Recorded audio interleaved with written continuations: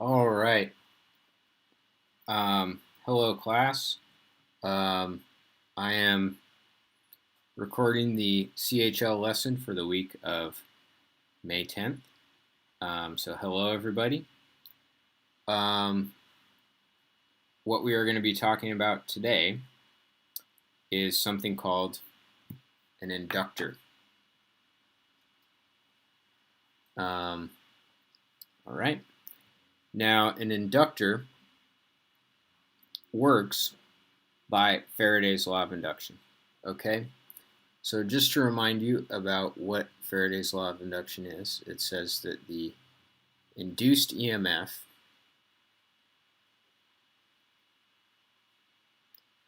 so EMF is an electromotive force, which is basically a voltage. But that voltage is not from a battery. Okay, it's just from nature itself. All right. So, and it's equal to minus the rate of change of flux with magnetic flux with respect to time. Okay, so this is magnetic flux. And so if the magnetic flux is changing through a particular loop of wire, the wire is going to behave as if it has a battery in it, even though there may or might not be a battery, okay? Or if there already is a battery in the loop, it's going to add into that, okay? It's going to add or subtract from the battery that is already in the loop. So that's what the induced EMF is, okay? Now, we could go ahead and apply the chain rule from calculus to this equation, all right? So we have d flux, d current, d time. So that is the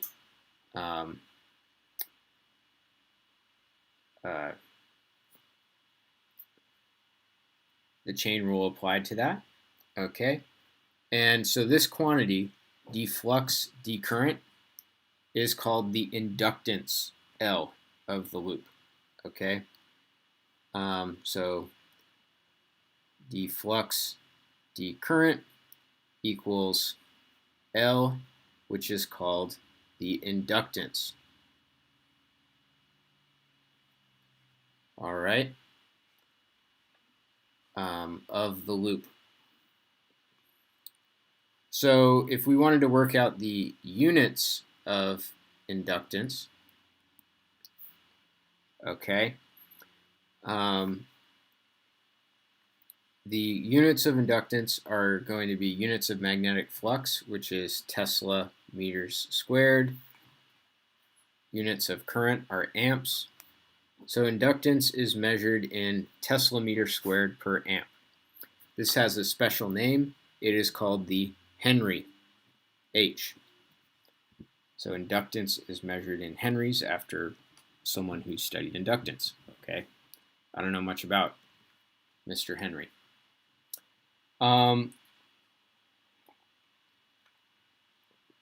Let's go ahead and work out the inductance of a solenoid.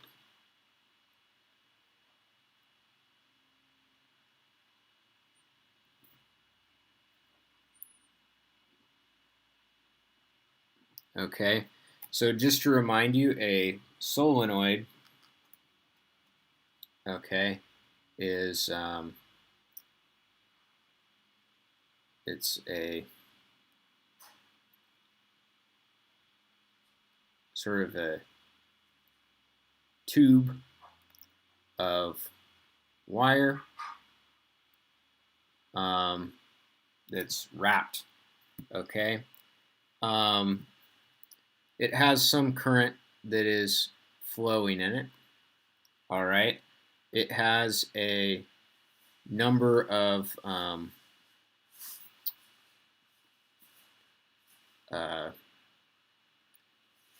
it has maybe n turns, and it has a total length L. All right. And what we learned is that the magnitude, so we calculated this with Ampere's law, that the magnitude of the magnetic field inside the solenoid is mu, and I'm just writing it as mu, so it could be the permeability of free space, or it could be the permeability of whatever material is inside the solenoid. N I over L. Okay. So there you have it. So now we are going to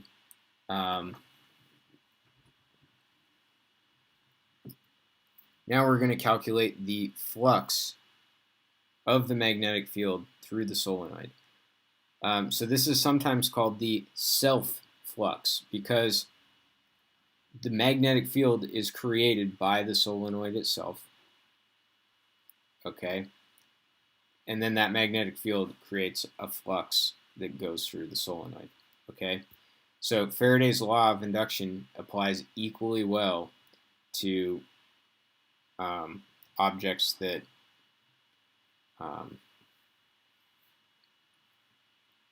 are creating the magnetic fields themselves.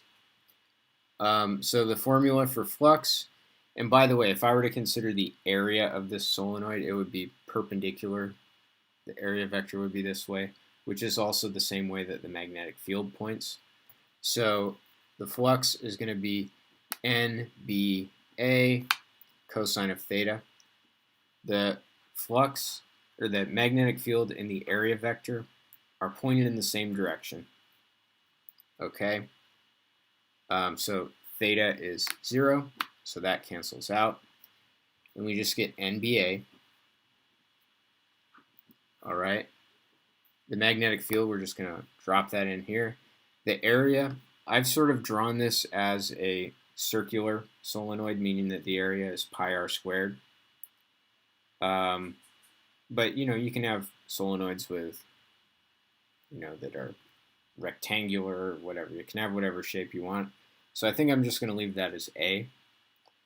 So I plug it in, I get mu n squared, because I have n times n, A over L times the current. Okay? Now, maybe I should call this curly L. I'm going to call that curly L because inductance is already L. So then the inductance is the rate of change of flux, okay, with respect to current. So we take the derivative of that. This is I to the first power. So we take the derivative of that, and it just gets rid of the I. And so we get mu n squared A over L. All right? So there you have it. Now, the important point here, before I forget, we're not going to actually be calculating inductances. The inductances are always going to be given. But the point that I was trying to make in trying to calculate the inductance of a solenoid is that the inductance depends on geometry. Okay?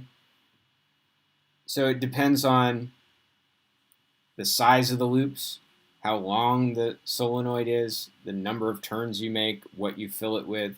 So it just depends on the construction of the solenoid, okay? A lot like capacitance. Remember, capacitance was epsilon A over D, okay? So the capacitance also depended on the geometry. How did you construct these two plates? How big are they? How far apart are they? What's the dielectric inside, etc. Okay? So that's the point that I want to make there. Okay? So if we were to take Faraday's law of induction okay, we can see that it's negative L times di dt. All right.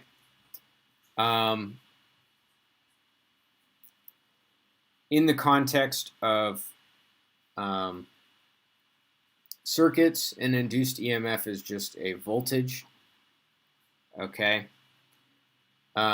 We drop the minus sign in circuits. Okay. And I will explain how it works in just a second. So we get V equals L di dt. All right. So any circuit device that obeys this relationship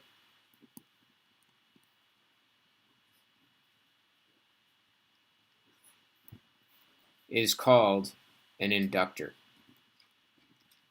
Okay? So an inductors most of the time are solenoids. Okay? The circuit symbol for an inductor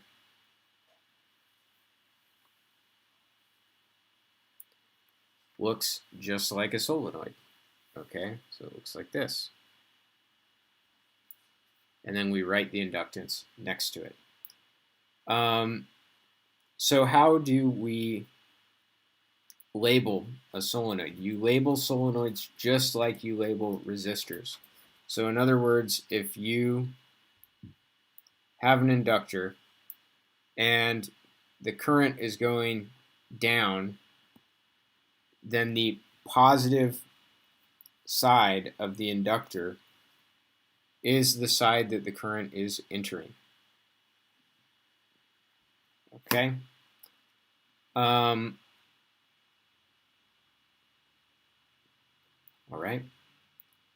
So what we can see here is that if the current through the inductor changes,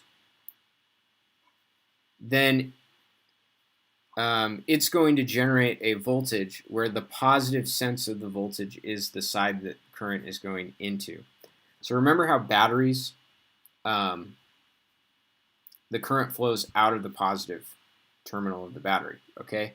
So if you try to increase the current through the inductor, then the inductor is going to generate a positive voltage that is going to try to push current in the opposite direction, okay?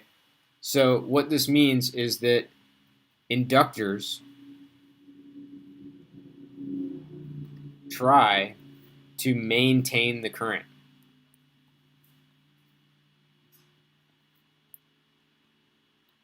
Okay? They want the current to stay constant. Ideally, that's what they are trying to do. They're trying to keep the current constant. If you reduce the current, then di dt is going to be negative. And so the positive side of the inductor is going to be the bottom side, and it's going to become a battery, if you will, that pushes current in the opposite sense. Okay? So it always tries to maintain the current. It doesn't want the current to change. All right? I'm not going to show the derivation, but it is similar to the derivation I did for the capacitor. But the energy stored in an inductor is 1/2 times the inductance times I squared. Okay. So I'm not going to show that, but it is true. I encourage you to do the derivation yourself using the definition of electrical potential energy, which is QV. All right, and then you can work on that and you can get this equation. One thing that's interesting is, so inductors are kind of complementary to capacitors. Capacitors are storing energy in the electric field. Okay? Inductors, on the other hand, are storing energy in the form of a magnetic field. So when a capacitor discharges, it loses its electric field, the electric field that is inside it, gives that up, and the energy stored in that electrical field goes into the circuit. Okay. An inductor, on the other hand, as the current through the inductor is reduced, the magnetic field in the inductor collapses. That's a fancy term for it. It goes to zero. So the magnetic field in the inductor collapses and goes away, right? Because we can see that if the current through the inductor is zero, then the magnetic field is zero.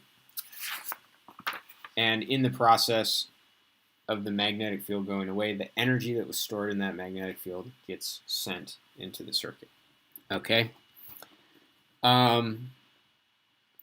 You might recall that capacitors combined in a way that is opposite to resistors, but inductors combine in a way that is exactly the same as resistors. So if you have two inductors in series, say L1 and L2, that is equivalent to a single inductor, which I will call L sub S for series, and L sub S is equal to L1 plus L2. Okay. Similarly, if you have inductors in parallel,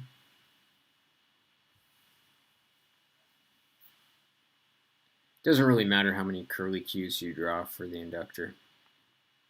All right. So you have L1 and L2.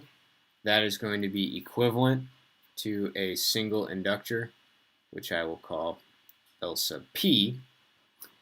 And 1 over L sub P equals 1 over L1 plus 1 over L2. Okay. So now let's get to the main topic, which is RL circuits.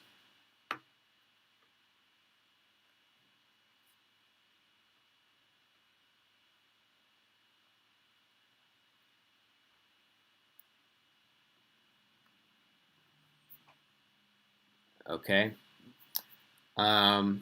So RL circuits are kind of like RC circuits. So it's a circuit with a resistor and a capacitor only. All right. And if you take a more advanced circuit class, the next topic that would be discussed would be RLC circuits, which have resistor, capacitors, and inductors, but we're not going to get that far. If you're interested in it, I recommend you look it up because it's pretty cool. So, all right, so we're going to do node analysis. So let's assume that there is some current I that is flowing in this circuit. All right. So we use that current to label the positive side of each of these circuit elements. So the current is going into the bottom of the resistor. So the bottom of the resistor is positive, and the current is going into the top of the inductor. Okay? So now I'm going to do Kirchhoff's voltage law around this loop. Okay? And so if I start right here, I encounter the positive side of the resistor. And so the voltage of a resistor is I times R. So positive I times R because I ran into the positive side of it. And then I continue around, boop, and I encounter the positive side of the inductor. Now the voltage across an inductor is L di dt. Then I go through the inductor, and then I get back to where I started. So then I set this equal to 0. All right. So I am going to subtract the IR over, and then I'm going to divide both sides by L. So we get di dt equals minus R over L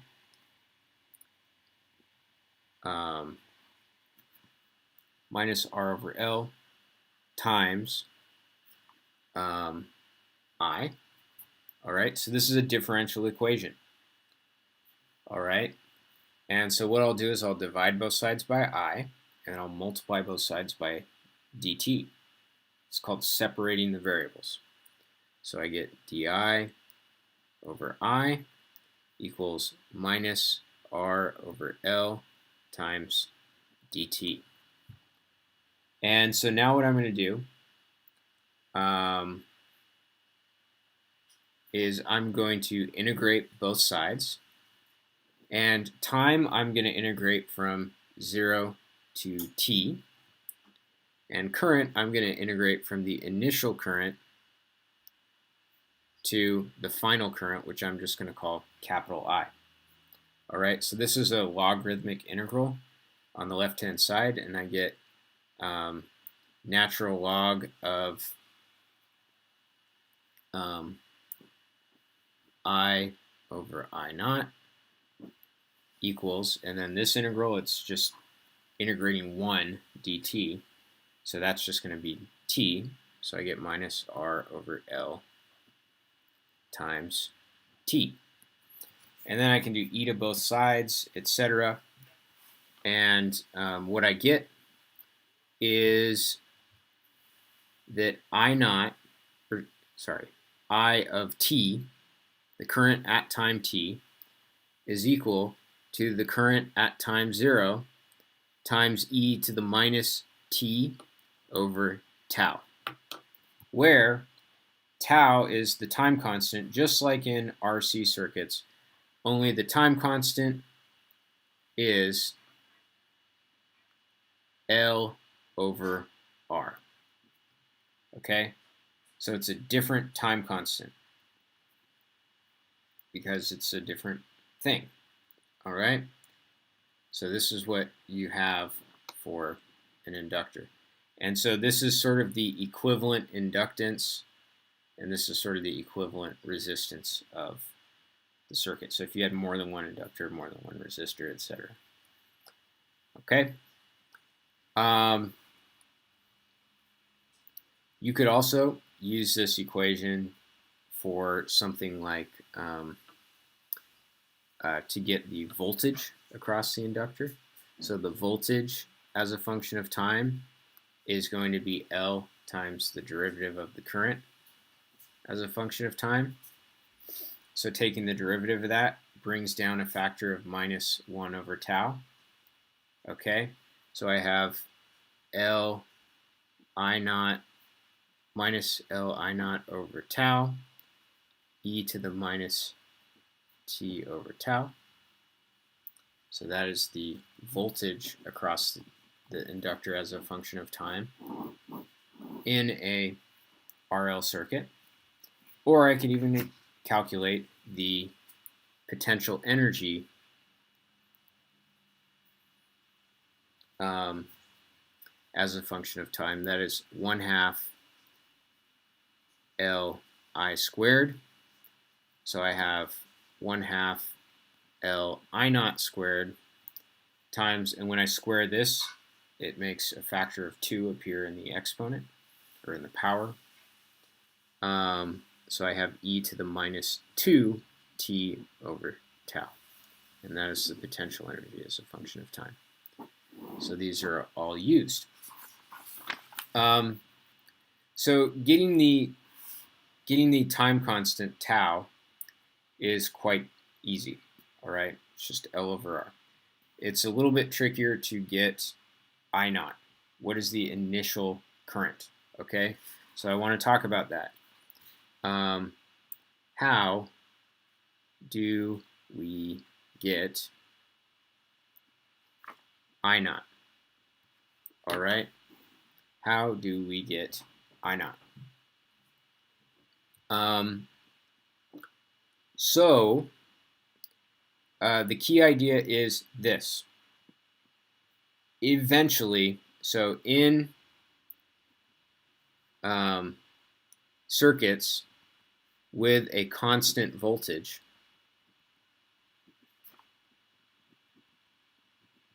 or constant batteries, I should say. So the batteries all are not time varying. So it's, all the batteries are just outputting a constant voltage. Eventually,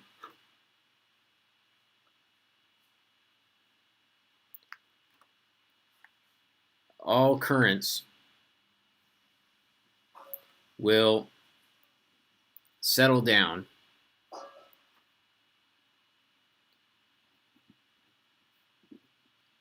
to a constant value. Okay. All right. So eventually, all of the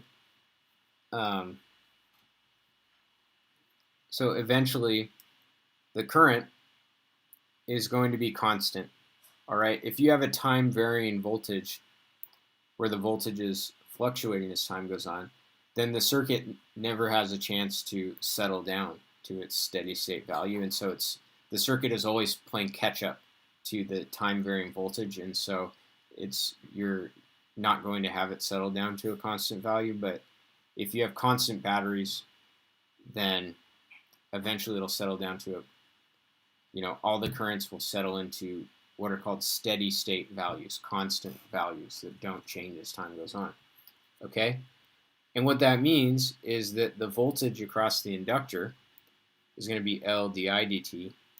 And if you have constant currents, di dt is 0, and you get that the voltage is 0 across the inductor. Okay? So basically what that means is that after a long time,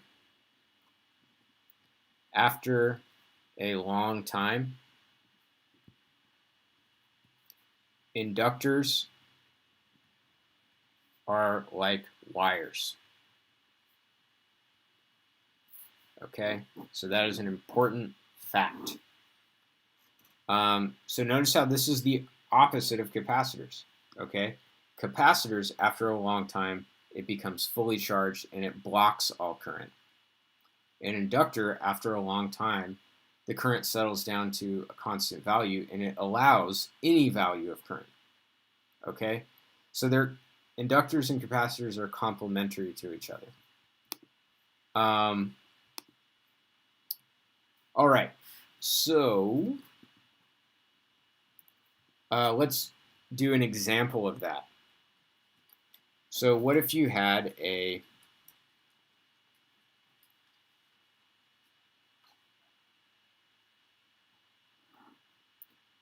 circuit like this?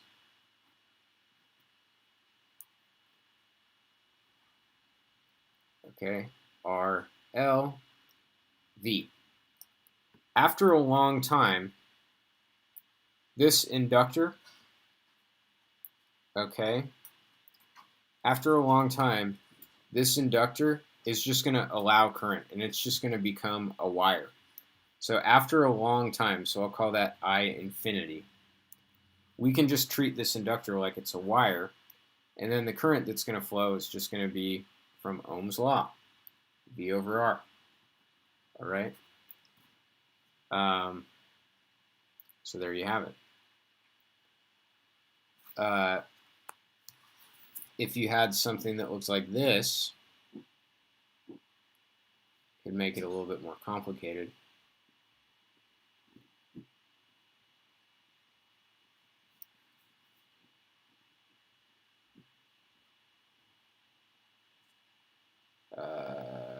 Oops, I meant to just make this a wire, so no resistor there.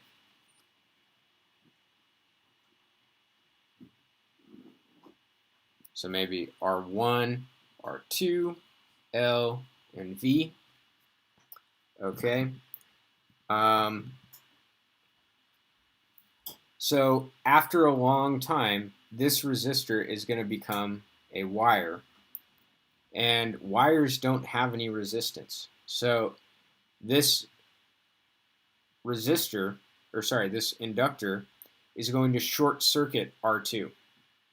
So if we have after a long time, any current that hits this junction right here, all of it is going to choose to go through the inductor, and none of it goes through the resistor because this pathway has resistance. This pathway has no resistance. It's just a wire after a long time. So the current that flows through it, we can just ignore that resistor. And again, the current after a long time is going to be V over R1. Okay? So I suppose at this point we better do a concrete example. One thing I want you to remember is that inductances are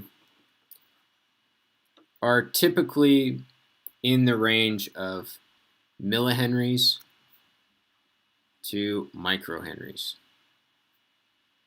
So if you go to the inductor store and you buy an inductor, it's probably going to be in the millihenry or microhenry range. So they're small.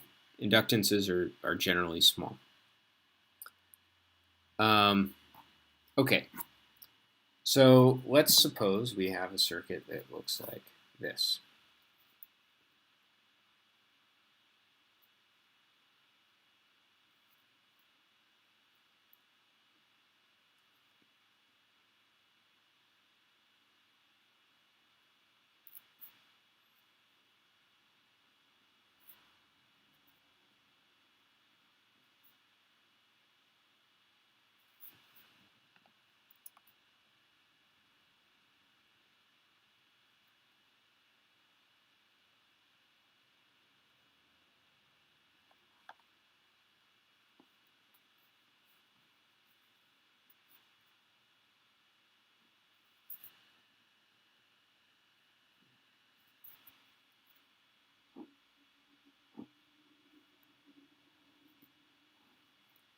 So let's say that these are all 20 kilo ohm resistors. They're all identical.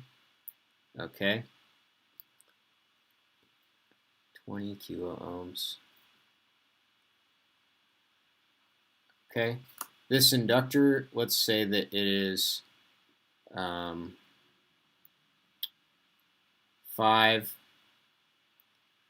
millihenries.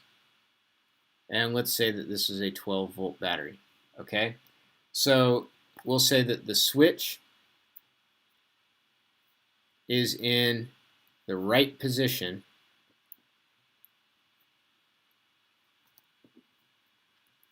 for a long time.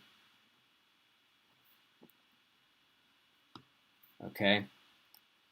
At t equals 0, it is moved to the left position. Okay. Find I of t for t greater than 0. Okay, through the inductor.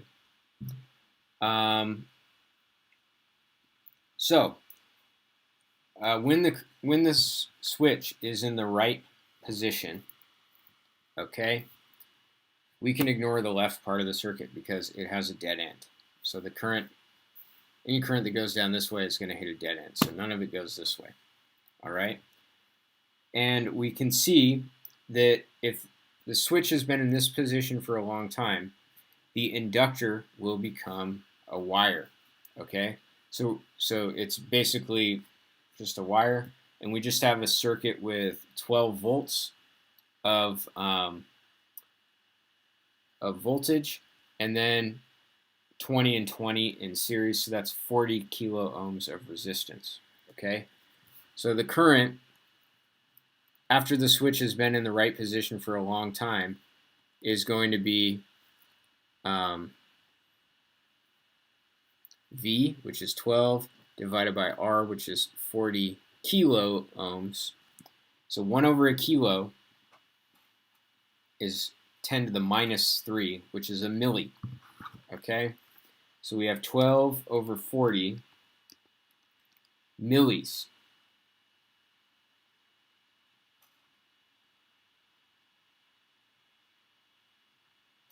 All right? So that is 0.3 milliamps. So that is our I naught. Okay? So now we got to figure out our time constant. So the goes over to the other position. Now we can ignore the right side of the circuit. So we have this. All right? And what we can see is that the current that goes through the inductor, it goes through this resistor, and then it hits this junction, and it goes through here, and it comes back around. So when I calculate my time constant, it's L over R. All right. But this is the equivalent resistance. And you can see that as far as the resistance is concerned, the current is going to go through this resistor, and then it's going to go through the parallel combination of these two before it gets back to the inductor. Okay? So the equivalent resistance, so this is 5 millihenries, all right? And the equivalent resistance is 20 kilos in series with 20 kilos in parallel with 20 kilos. All right? Because we have the two in parallel following the single resistor. Okay? So if you work this out, it's going to be 15 kilo ohm. Or wait, no, it's going to be, sorry about that, 30 kilo ohms. Yes. Okay. So we have 5 millihenries divided by 30 kilo ohms. So see how we have a milli divided by a kilo. So that's 10 to the minus 3 divided by 10 to the third, which is 10 to the minus 6, which is a micro. Okay? So this is going to be, so we have 5 over 30, which is 1/6. Okay? So we have 0.17, and then when I divide the units, I get microseconds. So that is my time constant. All right? So now what I would do is I would plug all that in. So the current as a function of time is I naught e to the minus t over tau. So that is going to be 0.3 milliamps times e to the minus t over 0.17 microseconds. Okay? So what if I said, for example, what is the current?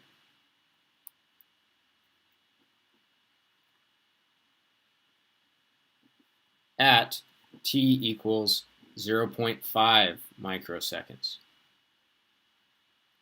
Okay? So then I would have that the current is 0.3 milliamps times e to the minus 0.5 over 0.17. And see how I have microseconds over microseconds? So these units cancel out, and so I just have to do e to the negative 0.5 over 0.17.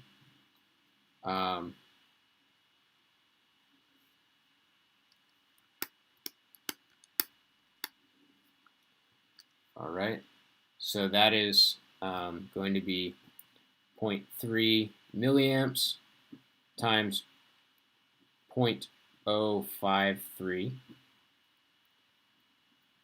because that's what this exponential factor is. And I get 0.016 milliamps.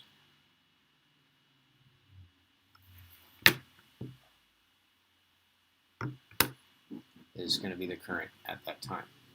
Okay, so that is an example of an RL circuit. I can't remember if they call it LR or RL, but I'm just going to call it RL. So I hope you enjoyed